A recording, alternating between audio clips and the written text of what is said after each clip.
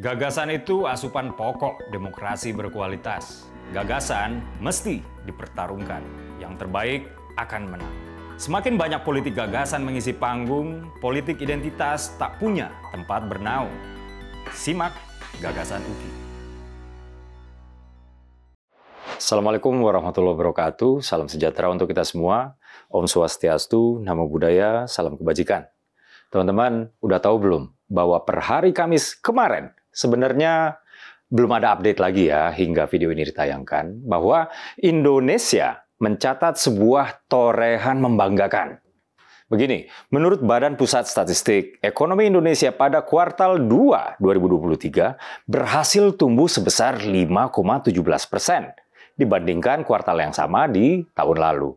Sebagai catatan, konsumsi rumah tangga adalah penopang pertumbuhan ekonomi nasional, yaitu 5,23% sendiri. Ini artinya daya beli masyarakat meningkat, sementara inflasi terus turun. Nah, kita bahas inflasi nanti ya. Teman-teman, pasti ada yang mikir, oke, ekonomi tumbuh 5,17%, terus kenapa? Misalnya kayak begitu ya. Dikutip dari kantor berita CNN Indonesia, pertumbuhan ekonomi Indonesia pada kuartal 2 tahun 2023 ini adalah yang tertinggi di Asia Tenggara. Nah, sejumlah negara di Asia Tenggara atau ASEAN ya, udah ngerilis angka pertumbuhan ekonomi kuartal 2 tahun 2023.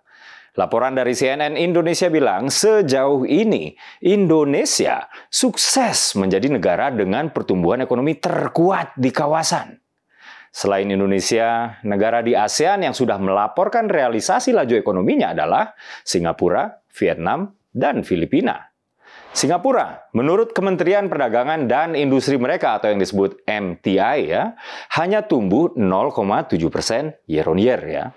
Itu pun masih lebih baik dari kuartal sebelumnya, yaitu 0,4%.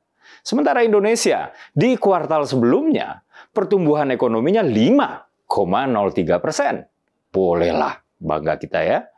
Oke, sementara Vietnam yang pernah tumbuh jauh di atas kita, sekarang lumayan di bawah kita, yaitu 4,14% year on year.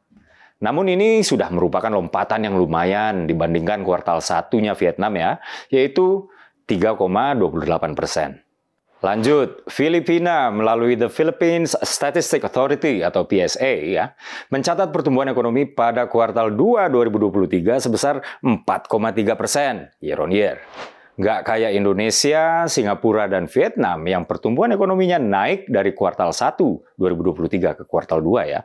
Pertumbuhan Filipina malah turun dari yang sebelumnya 6,4% year on year. Sementara itu, sejumlah negara Asia Tenggara lain belum merilis pertumbuhan ekonominya ya pada periode April sampai dengan Juli 2023. Misalnya, Department of Statistics Malaysia atau DOSM ya, yang masih menampilkan pertumbuhan ekonomi mereka sebesar 5,6% year on year di kuartal 1 2023. Atau National Economic and Social Development Council atau NESDC Thailand yang masih menampilkan pertumbuhan ekonomi Thailand di kuartal 1 2023 yakni sebesar 2,7%.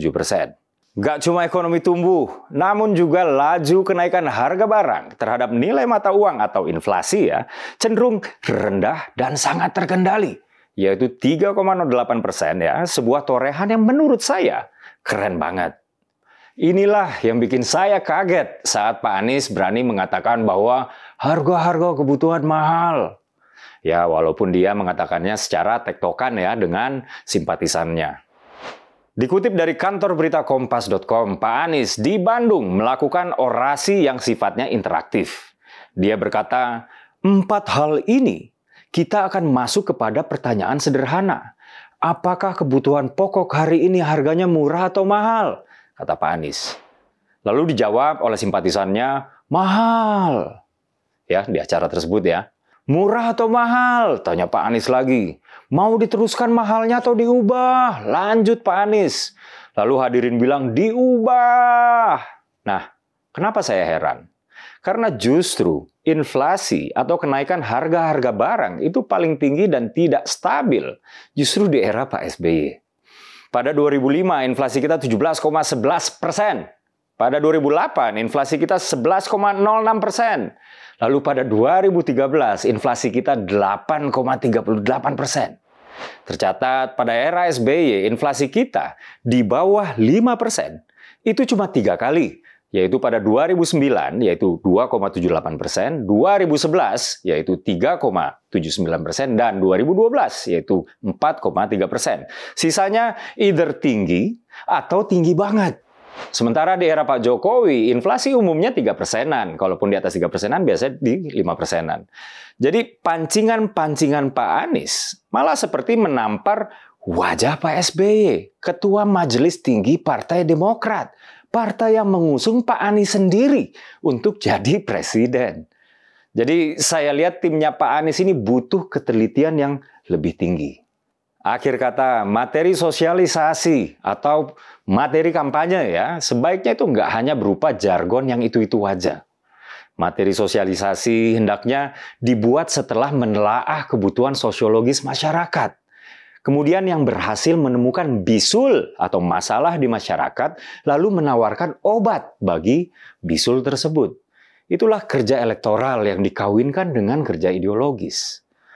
Kombinasi keduanya menghadirkan yang disebut edukasi politik untuk publik. Mengutip Jules Michelet, seorang sejarawan dari Perancis, what is the first part of politics? Education. The second, education. The third, education. Apa yang menjadi bagian pertama dari politik? Pendidikan. Yang kedua, pendidikan. Dan yang ketiga, pendidikan. Itulah pentingnya pendidikan politik dalam politik praktis. Seorang yang berlatar belakang pendidik pun belum tentu mau memberikan pendidikan politik untuk simpatisannya. Karena ia tidak butuh simpatisannya pintar. Ia hanya butuh menang. Saya Dedek Prayudi. Wassalamualaikum warahmatullahi wabarakatuh.